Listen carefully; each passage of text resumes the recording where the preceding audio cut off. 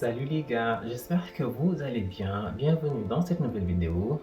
Aujourd'hui, nous allons parler de la formation d'aide-soignante.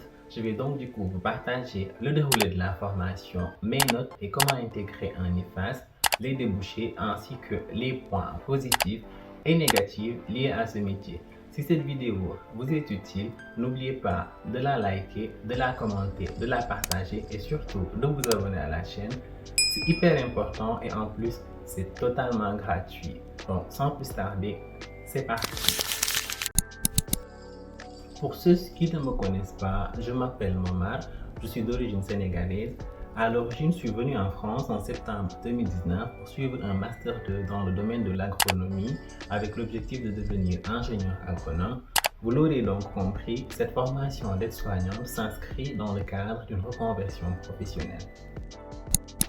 La réponse, elle est toute simple. Je n'étais tout simplement pas épanoui dans ce que je faisais. Déjà pendant même mes études, je me posais énormément de questions sur ma place dans ce domaine. Et en commençant le travail, je n'ai eu que confirmation de mes craintes. Et très honnêtement, je ne me voyais pas forcément de rester dans un domaine qui ne me plaisait pas pour X ou Y raison. Donc, c'est pourquoi j'ai décidé de partir. Il faut savoir que s'il y a un domaine qui m'a toujours plu un minimum, c'était celui de la santé. Seulement les aléas de la vie ont fait que je n'ai pas pu concrétiser cette idée-là. Et initialement, lorsque j'ai voulu lancer ma reconversion professionnelle, je voulais directement aller en IFSI, Institut de formation en soins infirmiers. Mais lorsque j'ai vu que c'était 3 années d'études, je me suis dit non. Déjà, j'avais enchaîné 6 années post-bac. Je n'étais pas prêt, ni physiquement, ni mentalement, ni émotionnellement, d'enchaîner encore 3 années de formation. Donc la formation d'aide-soignante me semblait comme étant le bon compromis, d'une part parce que ça ne dure que 11 mois, et puis ça allait me permettre de voir si j'étais vraiment fait pour ce domaine ou pas. La formation d'aide-soignante se passe auprès d'un IFAS, Institut de formation aide-soignante. Il s'agit d'un centre de formation qui prépare au métier d'aide-soignant. Ces instituts sont souvent rattachés à un centre hospitalier, un CHU ou même couplés à un IFSI. Normalement, il y en a dans tous les départements. Si jamais vous êtes intéressé par ce métier, n'hésitez pas à faire des recherches sur Internet pour votre région. L'intégration d'un IFAS se passe à travers un concours qui comprend 2 phases. Une phase de sélection de dossiers et un entretien d'une durée à peu près de 15 à 20 minutes. Et très honnêtement, comment vous dire qu'il n'y a rien de folichon là-dessus. Si moi je suis arrivé, croyez-moi que vous en avez complètement les capacités pour y arriver également. Pour la phase de dossier, ils vont vous demander vos pièces administratives, c'est-à-dire tout ce qui est titre de séjour, passeport, etc. Une lettre de motivation, un CV et un document manuscrit. Pour ma part, à l'époque où je passais le concours, on demandait soit de décrire une situation professionnelle ou personnelle qu'on a vécue, ou soit de décrire un projet professionnel qui est en lien avec les attentes de la formation. Et pour l'entretien, rien de plus compliqué non plus. Ils vont juste essayer en fait de découvrir vos qualités humaines et relationnelles qui sont en lien avec la formation. Des choses très importantes, si jamais vous êtes intéressé par cette formation, n'hésitez pas à anticiper vos vaccins, surtout contre l'hépatite B et la DTP. Parce que lorsque votre système de vaccination n'est pas complet, vous pouvez quand même vous faire refuser l'accès au stage, ce qui va du coup retarder votre durée de formation qui normalement de base est estimée à 11 mois. La formation elle est payante et le coût de la formation dépend de l'institut, de votre statut et de la durée de la formation. Pour ma part, elle a été financée par la région. Il me semble que c'était autour de 8 200 €, quelque chose comme ça.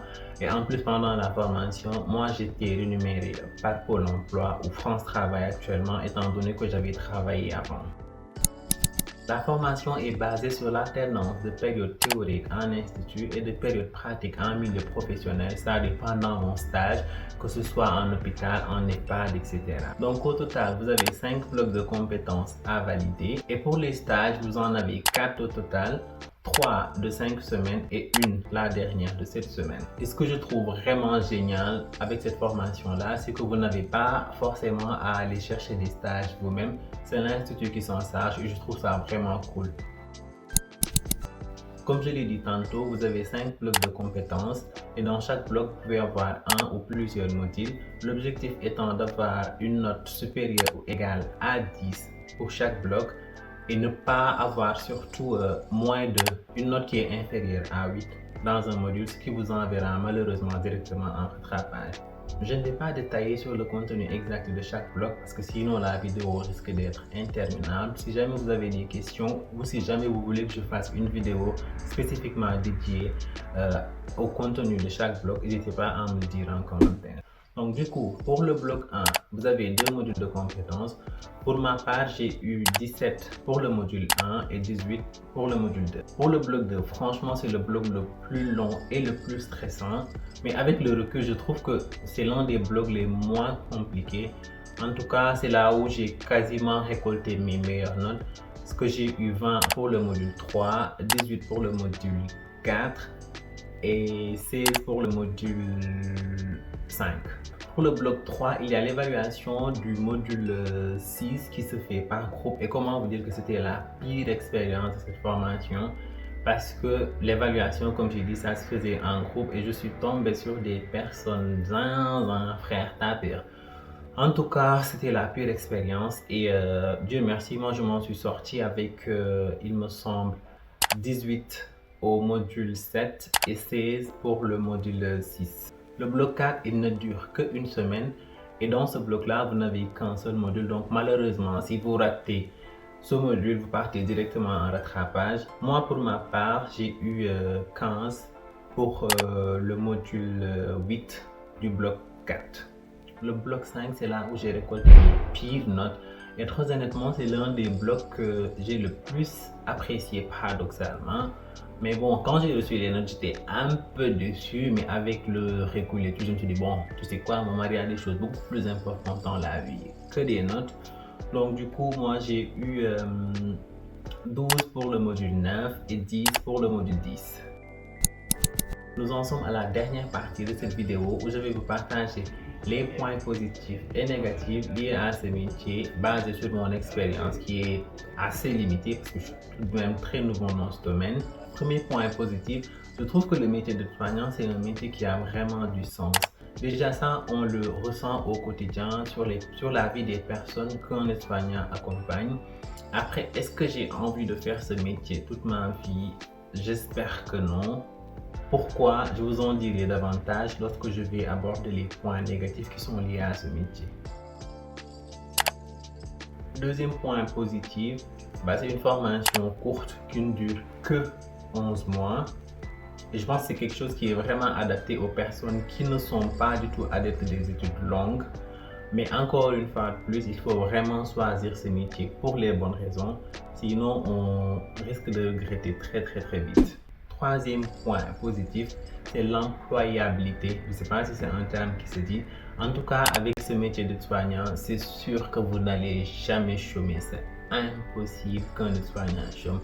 Parce que déjà, de un, ça fait partie des métiers en tension ici en France. Donc, les instituts sont tout le temps à la recherche de personnel. Donc, avec le marché du travail, c'est sûr que vous n'allez jamais chômer si vous êtes soignant. Et quatrième point positif, vous avez quand même la possibilité de gagner pas mal d'argent avec ce métier. Mais il y a le revers de la médaille. Il faut savoir qu'avec ce métier, vous avez la possibilité de faire des heures supplémentaires, beaucoup d'heures supplémentaires dans vos instituts ou même dans d'autres instituts. Mais seulement ce sera au détriment de votre santé physique et surtout de votre vie sociale. Parce que vous allez devoir malheureusement travailler beaucoup pour gagner beaucoup d'argent en fait.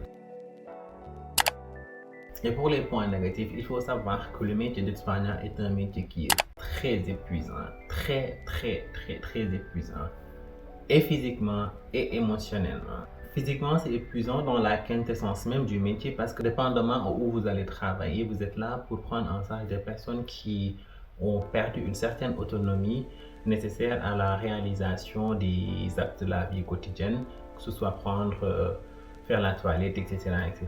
Et physiquement, je trouve que c'est hyper épuisant. Et mentalement aussi, je trouve qu'il faut vraiment être solide pour pouvoir handle ce métier.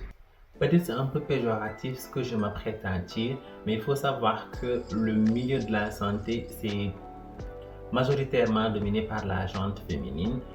Et comment vous dire que dans ce métier, il y a énormément de bruit de couloir, énormément de jalousie, de tensions relationnelles, de balivernes. Un tel a dit ceci, un autre a dit cela. Franchement, beaucoup de tensions d'équipe en fait liées au fait que, je dis pas forcément que c'est lié au fait qu'il y a plus de femmes, parce qu'il y a des femmes quand même qui savent ce qu'elles veulent et qui sont pas du tout dans tout ça. Mais moi, ça, je l'ai compris dès mes premiers stages. Je trouve vraiment désolant que les personnes, au lieu d'être focus sur le travail, mais bref, c'est super compliqué. Et comme autre point négatif, il faut savoir que dans ce métier, les conditions de travail sont catastrophiques. Quand je vous dis catastrophique, c'est vraiment catastrophique parce qu'on n'est jamais en nombre, toujours en sous-effectif. Tu es obligé de faire le travail de 2 voire 3 personnes et c'est tellement répétitif qu'au final, les gens pensent que c'est devenu normal alors que ça ne devrait pas être comme ça en fait. Et malheureusement, ça fait qu'empirer l'épuisement physique que les aides-soignants sont obligés de subir au quotidien et c'est vraiment très dommage je trouve. Et autre point négatif, c'est le salaire qui n'est pas du tout un truc de ouf. Après, je peux très bien comprendre quelqu'un qui a fait 11 mois de formation ne peut pas avoir les mêmes, ne peut pas forcément avoir les mêmes attentes salariales que quelqu'un qui a fait un bac plus 5 ou voire plus. Franchement, le salaire n'est pas ouf, ce qui fait que beaucoup de personnes font des heures supplémentaires ou font des hublots, etc. pour pouvoir compenser le peu de salaire qu'ils reçoivent. Et autre point négatif, c'est la discrimination. Si jamais vous êtes femme, vous êtes musulmane, en plus vous êtes voilée, je me dois d'être transparent avec vous. Sachez que quand vous entrez dans ce milieu-là, il y a énormément de racistes, que ce soit vos collègues même ou même les personnes que vous aurez à prendre en soin. Donc, armez-vous d'un mental d'acier parce que croyez-moi, ça ne va pas être de repos tous les jours. D'ailleurs, les story time arrivent, donc n'hésitez pas de vous abonner à la chaîne pour ne rater aucune des story time que je vais faire qui sont liées à ce métier d'aide-soignant. Bon les gars, c'est déjà la fin de la vidéo. J'espère que vous l'avez trouvé utile. En tout cas, moi j'ai ressenti énormément de plaisir à la filmer. Si vous avez n'importe quelle question, n'hésitez pas à me les poser en barre de commentaires. Merci d'avoir regardé la vidéo jusqu'ici. Quant à moi, je vous dis à la semaine prochaine pour une nouvelle vidéo. Bisous.